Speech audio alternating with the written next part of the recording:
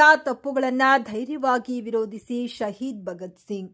ಇಂದು ಕೊಪ್ಪಳದಲ್ಲಿ ಧೀರ ಹುತಾತ್ಮ ಭಗತ್ ಸಿಂಗ್ ರವರ 118ನೇ ಜನ್ಮದಿನಾಚರಣೆಯನ್ನು ಬೈಕ್ ಜಾಥಾದ ಮೂಲಕ ನಮ್ಮ ನೆಚ್ಚಿನ ಎಐಡಿವೈಒ ಸಂಘಟನೆಯಿಂದ ಆಚರಣೆ ಮಾಡಲಾಯಿತು. ಬೈಕ್ ರ್ಯಾಲಿಯು ಲೇಬರ್ ಸರ್ಕಲ್ನಲ್ಲಿ ಉದ್ಘಾಟನೆಗೊಂಡು ಅಶೋಕ ವೃತ್ತ, ಭಗತ್ ಸಿಂಗ್ ವೃತ್ತ, ಗಡಿಯಾರ ಕಂಬ, ಜವಾಹರ್ ರೋಡ್ ಮೂಲಕ ಹಾದು ಹೋಗಿ ಇಕ್ವಿಲಾಬ್ ಜಿಂದಾಬಾದ್, ಭಗತ್ ಸಿಂಗ್ ಅಮರವಾಗಲಿ, ಭಗತ್ ಸಿಂಗ್ ಕನಸಿನ ಭಾರತ ನನಸಾಗಲಿ ಎಂಬ ಘೋಷಣೆಗಳೊಂದಿಗೆ ಎಐಡಿವೈಒ ಕಚೇರಿ ಬಂದು ತಲುಪಿ ಅಂತ್ಯವಾಯಿತು.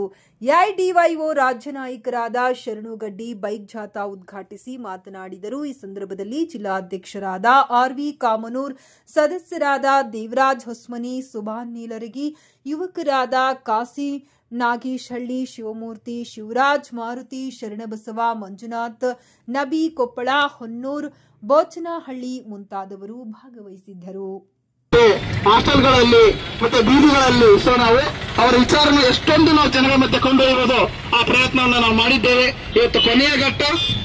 ಅವರ ಜನ್ಮ ದಿನಾಚರಣೆಯನ್ನ ನಾವು ಒಂದು ಅರ್ಥಪೂರ್ಣವಾಗಿ ಆಚರಣೆ ಮಾಡೋಣ ಅಂತ ಹೇಳಿ ಎಲ್ಲರೂ ಕೂಡ ಇವರು ಭಾಗವಹಿಸಬೇಕು ಸಕ್ರಿಯವಾಗಿ ಅಂತ ಹೇಳಿ ನಾನು ಕೊಪ್ಪಳ ಜಿಲ್ಲಾ ಸಮಿತಿಯಿಂದ ನಮ್ಗೆ ಮನವಿ ಮಾಡ್ಕೊತಾ ಇದ್ದೇನೆ.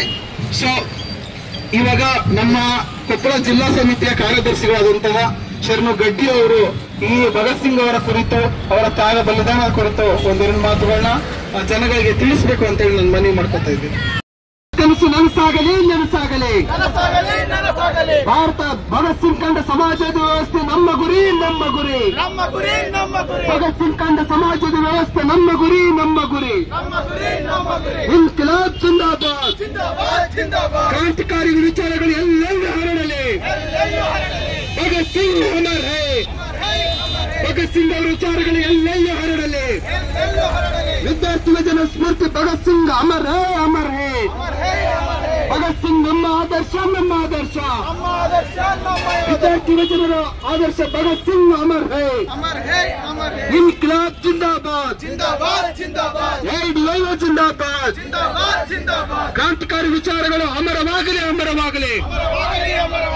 ಭಗತ್ ಸಿಂಗ್ ಕಂಡ ಸಮಾಜವಾದಿ ವ್ಯವಸ್ಥೆ ನಮ್ಮ ಗುರಿ, ನಮ್ಮ ಗುರಿ. ಇನ್ಕಿಲಾಬ್ ಜಿಂದಾಬಾದ್ ನೋಡ್ತಾ ಇದೀವಿ ಸ್ನೇಹಿತರೆ. ಭಗತ್ ಸಿಂಗ್ ಅವರ 23 ವರ್ಷದಲ್ಲಿ ಅವ್ರು ಎಷ್ಟು ಅಗಾಧತನ ಪಡ್ಕೊಂಡಿದ್ರು, ಅಗಾಧತನ ವಿಚಾರಗಳನ್ನ ಅಳವಡಿಸಿಕೊಂಡಿದ್ರು. ಅವರ ಹೇಳ್ತಕ್ಕಂಥ ವಿಚಾರಗಳು ಎಷ್ಟು ಸ್ಪಷ್ಟವಾಗಿತ್ತು ಈ ದೇಶಕ್ಕೆ. ಬಟ್ ಭಗತ್ ಸಿಂಗ್ ಅವರ ವಿಚಾರಗಳ ಹಿನ್ನೆಲೆಯಿಂದ ಅವರ ವಿಚಾರಗಳನ್ನ ಮಣ್ಣು ಮುಚ್ಚತಕ್ಕಂತ ಇವತ್ತಿನ ಆಳ್ವಿಕ ವರ್ಗ ಮಾಡ್ತಾ ಇದೆ ಸ್ನೇಹಿತರೆ. ನಮ್ಮ ದೇಶದಲ್ಲಿ 2 ರೀತಿಯ ಪಂಥಗಳನ್ನ ನಾವು ನೋಡ್ತೀವಿ.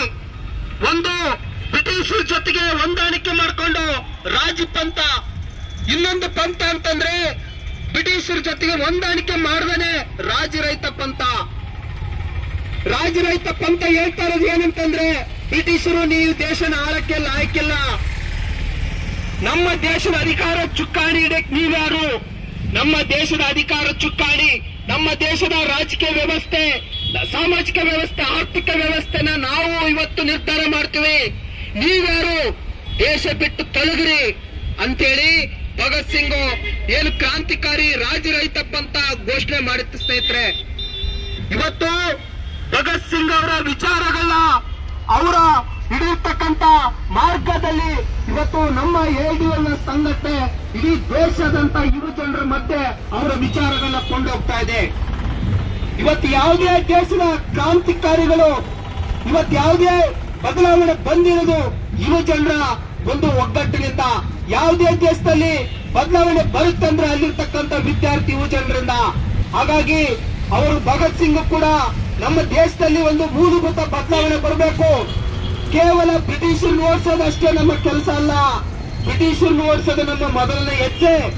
ಆದ್ರೆ ಬ್ರಿಟಿಷರು ಹೋದ್ಮೇಲೆ ಆ ಶೋಷಣೆ ಮಾಡತಕ್ಕಂಥವ್ರು ಮತ್ತೆ ಅಧಿಕಾರಕ್ಕೆ ಬರ್ತಾರೆ. ನಮ್ಮ ದೇಶದ ಶೋಷಕರ ಅಧಿಕಾರಕ್ಕೆ ಬರ್ತಾರೆ.